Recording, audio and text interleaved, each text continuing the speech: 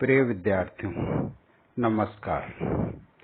आज अपन देख रहे हैं भारतीय संविधान के अंतर्गत पार्ट 2 मौलिक अधिकारों के बारे में। कल तक अपन ने 2 अधिकारों के बारे में जानकारी की थी, समानता का अधिकार और स्वतंत्रता का अधिकार। आज देखते हैं तीसरा अधिकार, शोषण के विरुद्ध अधिकार, जिसका उल्लेख भारतीय संविधान के अनुच्छेद 23 और 24 में किया गया है। देखते हैं अनुच्छेद 23 के बारे में। भारतीय संविधान के अनुच्छेद 23 में मानव का व्यापार एवं बेकार पर प्रतिषेध करने का प्रावधान है, अर्थात मानव को पशु की तरह बेच नहीं सकते और उससे जबरन बेगार नहीं ली जा सकती। मुख्य रूप से जो मानव है उसके व्यापार और बेगार संबंधी निम्न कार्य किए जा सकते हैं: दास प्रथा, बेगार, मनुष्यों का वस्तुओं की भांति क्रय विक्रय, महिलाओं एवं बालकों का अनैतिक व्यापार, बंधुआ मजदूरी आदि। संविधान में अनुच्छेद 17 जो कि अस्पृश्यता का अंत से संबंधित है, यदि अपन दंडनीय अपराध की दृष्टि से देखें तो अनुच्छेद 17 के बाद में अनुच्छेद 23 ही दूसरा ऐसा प्रावधान है जिसमें दंडनीय अपराध का प्रावधान किया गया है। विभिन्न अपराधों के लिए संसद को कानून बनाने की शक्ति प्रदान की गई है और इस शक्ति का उपयोग करते हुए संसद ने निम्नलिखित कानून बनाए हैं। पहला कानून बनाया है बंधुआ मजदूरी प्रथा उन्मूलन अधिनियम 1976 और दूसरा जो भारतीय संसद ने प्रावधान किया अनुच्छेद 23 के अंतर्गत वो है महिला और बाल विकास व्यापार निवारण अधिनियम 1986। अब देखते हैं अनुच्छेद 24 के बारे में, जो कि बाल श्रम निषेध से संबंधित है।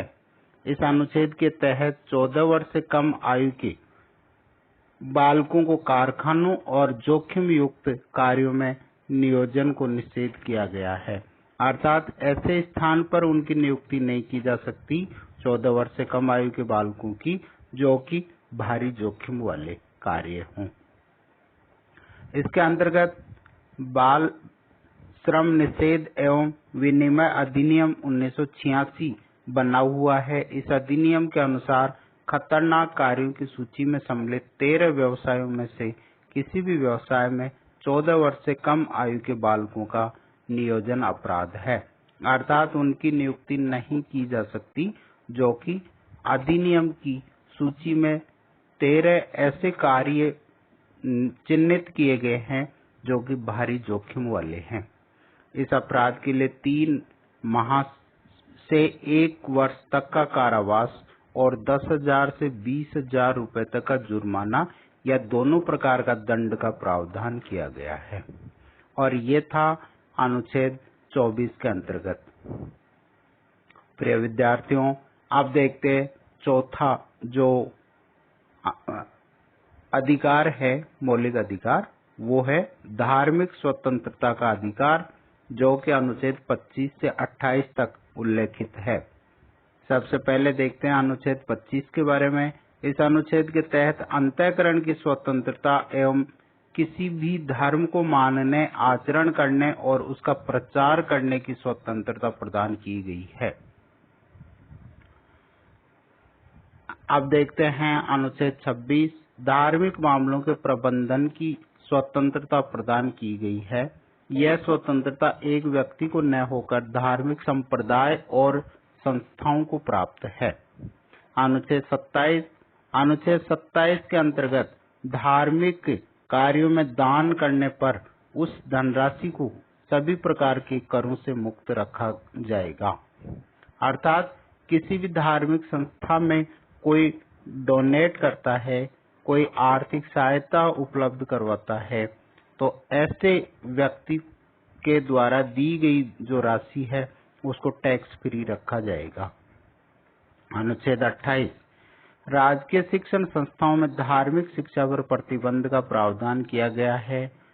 अब ये प्रावधान सबसे पहले राज्य नीति से पूर्णतया पोषित शिक्षण संस्थाओं में धार्मिक शिक्षा का निषेध करता है, अर्थात किसी भी धर्म के आधार पर शिक्षण संस्थाओं में शिक्षा प्रदान नहीं की जा सकती। अगला है राज्य नीति से आंशिक पोषित शिक्षण संस्थाओं में व्यक्ति या बालक के अभिभावकों की सहमति के बिना धार्मिक शिक्षा या उपासना में भाग लेने पर प्रतिबंध है, अर्थात किसी भी ऐसी संस्था जो कि राज्य के द्वारा आंशिक रूप से पोषित है, अर्थात जिसको अपन अनुदानित शिक्षण संस्थाओं के नाम से जानते हैं, उनमें धर्म के नाम पर शिक्षा प्रदान करने पर पूर्ण पाबंदी लगाई गई है। विद्यार्थियों, अगला जो अधिकार है वो है शिक्षा एवं संस्कृति संबंधी अधिकार, जिसका उल्लेख भारतीय संविधान के अनुच्छेद 29 और 30 में किया गया है। अनुच्छेद 29 अल्पसंख्यक वर्गों के हितों का संरक्षण करता है। इसके तहत प्रत्येक नागरिक को अपने विशेष भाषा और संस्कृति को बनाए रखने का अधिकार है। अगला आ रहा है किसी भी नागरिक को किसी भी शिक्षण संस्था में प्रवेश देने से वंचित नहीं किया जा सकता, अर्थात भारतीय नागरिक किसी भी शिक्षण संस्था में अपना प्रवेश ले सकता है और शिक्षा अर्जित कर सकता है। अनुच्छेद 30 की बात करते हैं। अल्पसंख्यक वर्गों को शिक्षण संस्थाओं की स्थापना और उन्हें संचालित करने का अधिकार दिया गया है, अर्थात जो अनुच्छेद 30 है उसमें प्रावधान किया गया है कि जो अल्पसंख्यक वर्ग के जो व्यक्ति हैं, नागरिक हैं, वो अपने शिक्षण संस्थाएं बना सकते हैं, स्थापित कर सकते हैं और उनका संचालन भी अपने अधिकार क्षेत्र में कर सकते हैं। अगला और अंतिम जो अधिकार है वो है संवैधानिक उपचारों का अधिकार, जो कि अनुच्छेद 32 में उल्लेखित है। विद्यार्थियों, इस अधिकार को अति महत्वपूर्ण अधिकार माना गया है क्योंकि यह संविधान की आत्मा के रूप में पहचाना गया है। संविधान निर्माता बाबा साहेब अम्बेडकर ने भी इसे आत्मा का नाम दिया है। इस अनुच्छेद के तहत उच्चतम न्यायालय को मौलिक अधिकार का संरक्षक घोषित किया गया है, अर्थात जो अनुच्छेद 32 है उसके तहत उच्चतम न्यायालय को जो संविधान है उसका संरक्षक बनाया गया है। इस अनुच्छेद के अंतर्गत यदि किसी व्यक्ति के मूल अधिकारों का हनन होता है तो वह व्यक्ति या कोई संस्था उसके उपचार के लिए उच्चतम न्यायालय और उच्च न्यायालय में से किसी में भी शरण ले सकती है।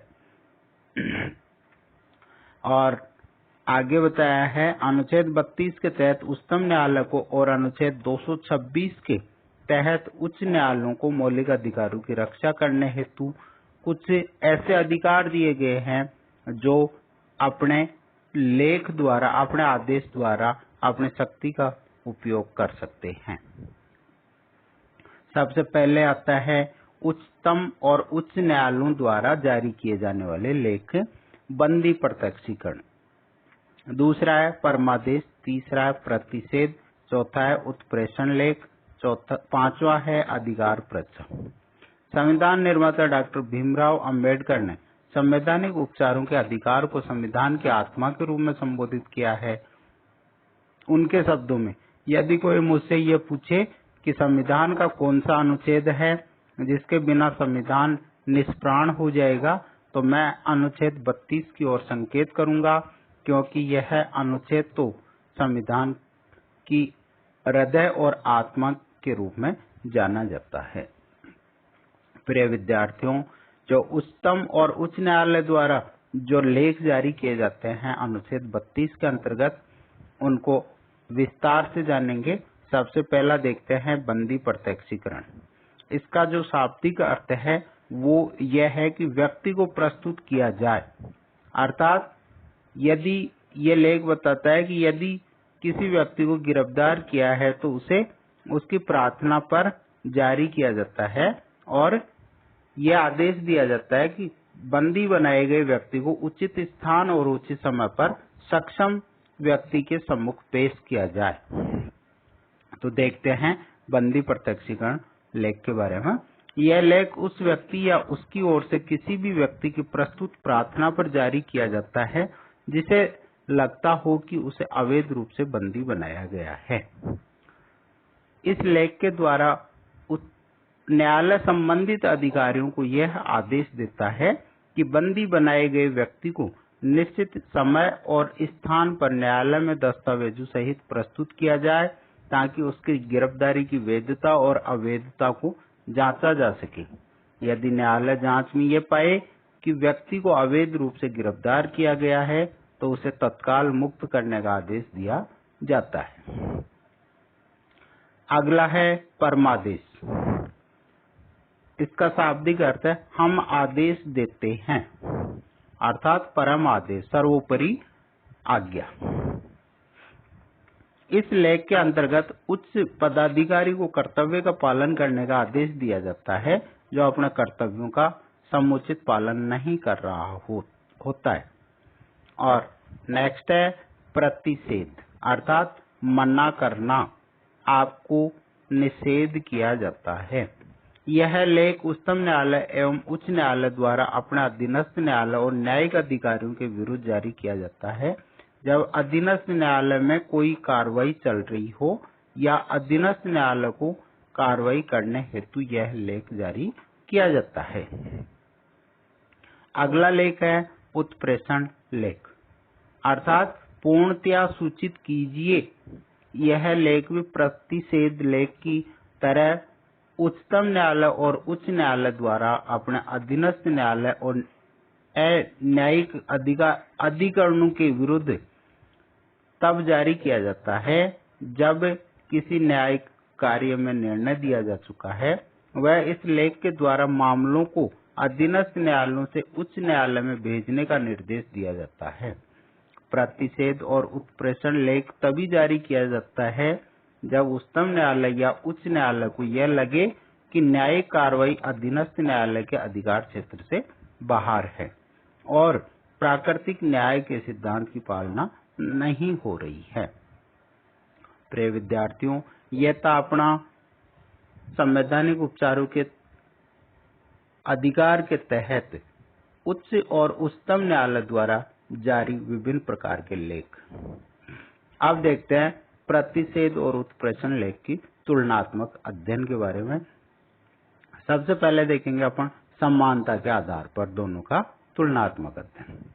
तो जब बात करते हैं अपन प्रतिषेध और उत्प्रेषण लेख की, तो दोनों ही लेख ऊपरी न्यायालयों द्वारा निम्न न्यायालयों को जारी किया जाता है, अर्थात दोनों प्रकार के जो लेख हैं वो ऊपर वाले न्यायालय द्वारा नीचे वाले न्यायालय के पक्ष में जारी किया जाता है। अगला बिंदु है दोनों ही लेख विधायिका, कार्यपालिका और प्रशासनिक अधिकारियों के विरुद्ध जारी नहीं किए जा सकते। और अब देखते हैं समानता के बाद में अंतर। पहला अंतर है प्रतिषेध लेख लंबित मामले की कार्रवाई के दौरान जारी किया जाता है, जबकि उत्प्रेषण लेख कार्रवाई की समाप्ति पर निर्णय को रद्द करने हेतु जारी किया जाता है। अर्थात जो प्रतिषेध मना करने वाला जो लेख है वो जब किसी मामले की कार्रवाई चल रही होती है तब जारी होता है, और दूसरा जो उत्प्रेषण लेख है वो जारी होता है उस कार्य के पूरा होने पर, अर्थात निर्णय देने के बाद। और दूसरा अंतर है प्रतिषेध लेख कार्रवाई को रोकता है, जबकि उत्प्रेषण लेख मामले को उच्च स्तर के न्यायालय में भेजता है। अर्थात जब किसी निर्णय को रद्द करने के लिए जारी किया जाएगा तो वह ऊपर वाले न्यायालय में जाएगा और वहां जाकर के उसके ऊपर कार्रवाई होगी, सुनवाई होगी। अगला है अधिकार परीक्षा लेख। यह लेख ऐसे व्यक्ति के विरुद्ध जारी किया जाता है जो किसी लोक पद को अवैध रूप से धारण किए हुए, अर्थात कोई ऐसा कार्मिक अधिकारी या कर्मचारी है जो जबरदस्ती उस पद पर विराजमान है जबकि वो उसके योग्य नहीं है या उसे नियुक्त नहीं किया गया है। इस लेख के माध्यम से न्यायालय उससे यह पूछता है कि आप किस प्राधिकार से यह पद धारण किए हैं। यदि वह उसका संतोषजनक उत्तर नहीं देता है तो न्यायालय उसे पद से हटाकर उस पद को रिक्त घोषित कर सकता है। इस लेख के अधिकार अंतर्गत जो अधिकार परीक्षा लेख जारी किया जाता है वो ऐसा है कि यदि कोई जबरदस्ती पद पर विराजमान है तो उसे हटा करके वो खाली कर दिया जाता है पद।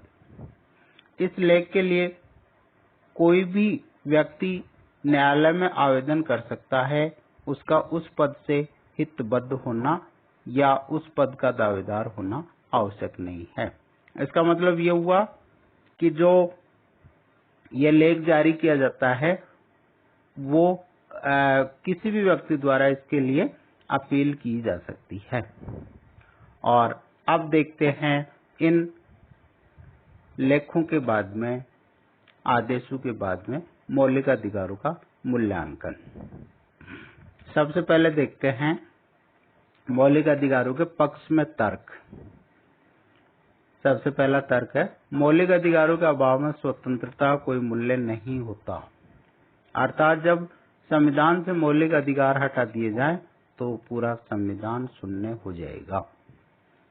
दूसरा है मौलिक अधिकार व्यवहारिकता एवं वास्तविकता पर आधारित हैं। तीसरा है मौलिक अधिकारों के द्वारा अनुसूचित जाति, जनजाति एवं अन्य पिछड़ा वर्ग के हितों को विशेष रूप से संरक्षण प्रदान किया गया है। चौथा है मौलिक अधिकार लोकतंत्र की सफलता पर आधारित हैं। और अगला है मौलिक अधिकार सार्वभौमिक, मूलभूत और पूर्ण हैं, अर्थात ये अपने आप में ही परिपूर्ण माने गए हैं। अब देखते हैं विपक्ष में तर्क।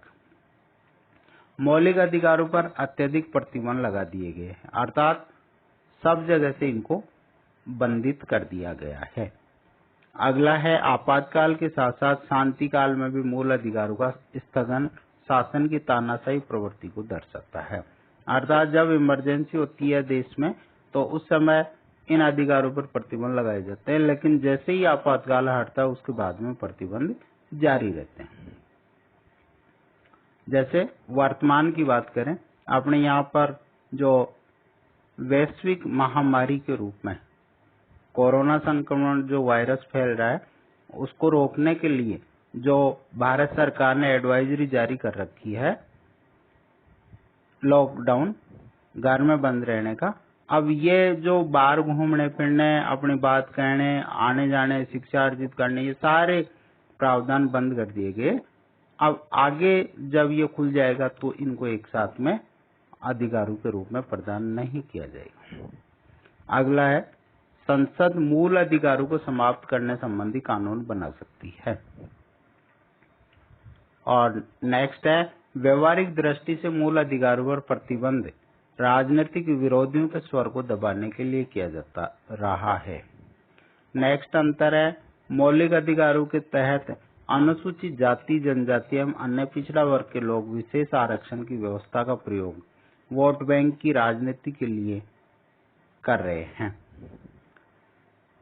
नेक्स्ट विपक्ष में तर्क है महिलाओं, बच्चों, कमजोर वर्गों आदि के शोषण के विरुद्ध कानून बने हुए हैं, फिर भी व्यवहारिक रूप से उनका शोषण अब तक नहीं रोका जा सका है।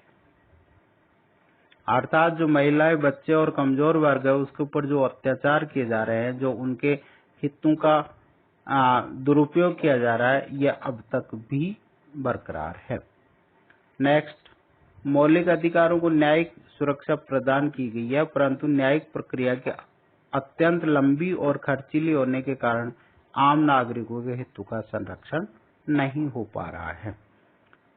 तो मित्रों, विद्यार्थियों, ये था आज का अपना टॉपिक जिसमें अपन ने मौलिक अधिकारों के प्रकारों के बारे में जाना, विभिन्न अनुच्छेदों के बारे में जाना, इनके पक्ष और विपक्ष में अंतर देखे। आपको हमारा वीडियो कैसा लगा आप हमें कमेंट्स बॉक्स में अपने कमेंट्स, अपने विचार लिख करके अवगत अवश्य करवाएं। इस वीडियो को आगे से आगे शेयर भी करें और ज्यादा से ज्यादा मित्रों से सब्सक्राइब भी करवाएं। साथ ही बेल आइकन को भी दबाएं जिससे कि समय समय पर नए वीडियो का नोटिफिकेशन आपको मिलता रहे। धन्यवाद।